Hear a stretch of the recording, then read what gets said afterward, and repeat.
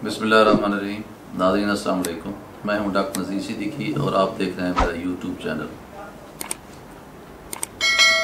आज इसराइल के एक और हमसाया मुल्क लबनान में बहुत ही मुश्किल सूरत हाल देखने में आ रही है। 2 दिन कबल 4 अगस्त यानी मंगल की शाम को लबनान में बंदरगाह के नज़दीक अचानक आग के शोले भड़क उठे और ये धमाका इस कदर शदीद था कि 250 किलोमीटर दूर मौजूद कब्रस तक इसकी आवाज़ सुनी गई। लोगों को समझ नहीं आ रही थी कि हुआ क्या है। वाक़े के फ़ौरन बाद लेबनान के सदर मुशील अवान ने ये कहा कि ये बंदरगाह के नज़दीक मौजूद एक गोदाम में जो 2700 टन अमोनियम नाइट्रेट का जो ज़ख़ीरा था उसमें आग लगी है, उसकी वजह से धमाका हुआ है। लेकिन बाद के हालात ने साबित किया कि ये इसराइल की तरफ से हमला किया गया था, क्योंकि इसराइल काफ़ी अरसे से स्टोव में था कि हिज़्बुल्लाह ने जो वहाँ ज़ख़ीरा किया हुआ है अमोनियम नाइट्रेट का और जिसे वो इसराइल के खिलाफ इस्तेमाल करना चाहती है, तो उसको मैं निशाना बनाऊंगा। और बिलाखिर उसने इसको निशाना बनाया। और जो तजिया निगार बता रहे हैं वो ये कहते हैं कि इसका धमाका इतना शदीद था कि जिस तरह जापान में जंग अजीम दोम के दौरान हिरोशिमा पे एक एटमी जो धमाका हमला किया गया था एटम बम के ज़रिए, उसका 10वां हिस्से के करीब इसका असर था। इस कदर शदीद धमाका था, जिसके नतीजे में अब तक तकरीबन 3 लाख के करीब लोग बेघर हो चुके हैं, हज़ारों लोग ज़ख्मी हैं, सैकड़ों लोग मर चुके हैं। लेबनान की आबादी जो है वो तकरीबन 70 लाख के करीब है और सिर्फ बैरूत के अंदर कोई 23 और 24 लाख जो है ना वो लोग रहते हैं। और आज सूरत हाल ये है कि उनकी जो गंदम वहाँ मार पड़ी हुई थी वो जल चुकी है या नाकारा हो चुकी है और उनके जो माहौल में एक आलूदगी फैल गई है। इसलिए कहा जा रहा है कि ये एक जो है ना जौहरी हमला था जो इसराइल ने अपने ख़ास तरीके से लेबनान पर किया है।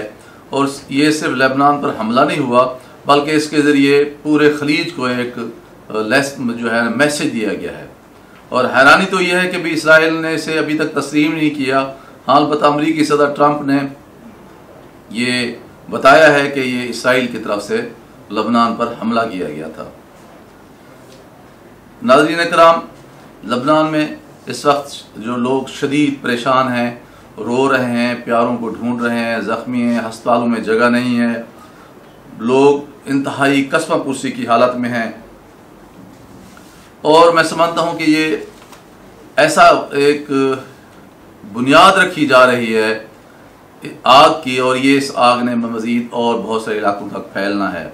ये आग जो है पहले भी लीबिया में, शाम में, इराक में लगाई जा चुकी है। वहाँ खाना जंगी के ज़रिए इन ममालिक को खंडात में तब्दील किया जा चुका है। अब जो है ईरान और हिज़्बुल्लाह ये ख़ास जो है ना इसराइल का निशाने पे हैं। कुछ अर्सा कबल ही ईरान के एटमी तनसीबात को जिस तरह इसराइल ने निशाने पर बनाया, उसके मिज़ाइल प्रोग्राम को तबाह किया, ईरान के बहुत सारे शहरों में आग लग गई, बहुत सारी मार्केटें जल गईं। एक नया ऐसी तकनीक, नई ऐसी टेक्नोलॉजी अख्तियार की जा रही है जिसका अभी तक किसी को पता नहीं है कि किसी दूर बैठे मुल्क में कुछ लोग किसी दूसरे मुल्क में आग लगा देते हैं। और ये बहुत ही परेशान कुन बात है। और ये आग जो अब लगता ही है कि पूरे खलीज को अपनी लपेट में ले रही है। और ये इसके पीछे वही इसराइल का ये दिमाग है कि हमने ग्रेटर इसराइल बनाना है, और वो तमाम इलाके जो किसी ज़माने में इसराइल का हिस्सा हुआ करते थे और अब वहाँ अरब रियासतें हैं, हमने एक एक करके सबको ग्रेटर इसराइल का हिस्सा बनाना है। और जिस तरह ये इसराइल अब आगे बढ़ रहा है और मुसलमानों का इंतशार हम सब देख रहे हैं, और खलीजी ममालिक आपस में गुत्थम गुत्था हैं, और ईरान के बुग़्ज़ में हत्ता कि अब अरब रियासतें जो है ना वो इसराइल की गोद में बैठने को तैयार हैं, उससे हाथ मिलाने को तैयार हैं। ये बहुत ही उम्मत के लिए भी बहुत बदकिस्मती की बात है اور خلیجی ممالک میں جو عوام رہتے ہیں ان کی بہت یہ بدقسمتی کی بات ہے کہ ان کی لیڈرشپ جو ہے وہ ناک سے آگے دیکھنے کی صلاحیت نہیں رکھتی، جس کا نتیجہ یہ نکلا ہے کہ ہم انتشار کا شکار ہیں اور جو غیر ہیں وہ ہمارے اوپر قابض ہیں، اور یہ جو ہے تنزلی کا سلسلہ یہ مزید بڑھ رہا ہے۔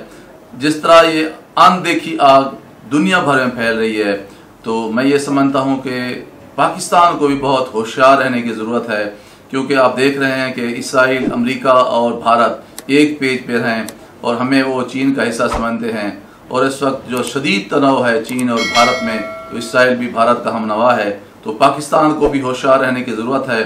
اور میں تو اس اپنی ویڈیو کے ذریعے عالمی جو ہے ضمیر اس کو بھی بیدار کرنے کی کوشش کرتا ہوں، اور عالمی تنظیموں سے بھی عرض کرتا ہوں کہ فوری طور پر بیروت کے جو لوگ ہیں، جو زخمی ہیں، جو بھوک سے نڈھال ہیں، وہاں غلہ نہیں ہے، وہاں ادویات نہیں ہیں، ہسپتالوں میں سہولتیں نہیں ہیں، تو فوری طور پر وہاں ریلیف کا جو ہے نا وہ سامان فراہم کیا جائے اور لبنان کی مدد کی جائے، اور اس وقت جو زخموں سے چور لبنانی قوم ہے اس پر پہا رکھنے کی ضرورت ہے، اس کی ڈریسنگ کرنے کی ضرورت ہے، اس کے غم کو کم سے کم کرنے کی ضرورت ہے۔